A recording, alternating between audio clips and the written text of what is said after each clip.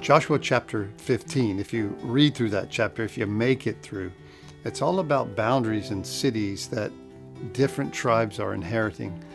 And it's very difficult. It's very hard to understand. In fact, for us, it might even seem a little bit redundant. But suppose that land was being given to you. Those boundaries, those cities would be, well, now very important. You'd want to know exactly where the land starts and where it ends and all that was coming to you. And one of the analogies I think we can draw from this as we read through God's Word, we find boundaries for ourselves and we find promises that have been given to us. And I think it's very important that we know them so that we might fully receive all that God has for us and fully leave all the things that He's forbidden for us. Because when we do, in some ways, we begin to enjoy all that God has given.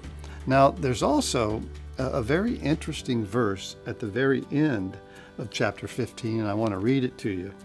It says, "As for the Jebusites," this is verse 63 of chapter 15, "the inhabitants of Jerusalem," these are those who are living in the promised land as the Israelites are coming in. It's the Jebusites. They're in Israel. They're in Jerusalem.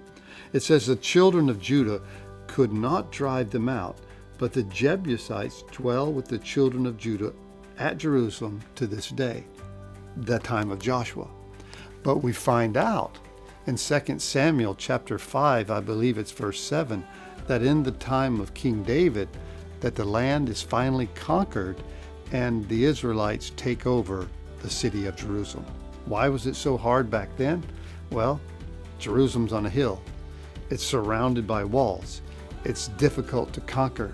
And sometimes the promises, the things that God has, given to us, it takes some time to conquer things in your life and in your flesh and to keep moving forward. So finally, from the time of Joshua to the time of David, the promises are completely received and they take the city of Jerusalem. So don't give up. Don't stop. Know the boundaries and know the promises God has given to you, just like in Joshua chapter 15.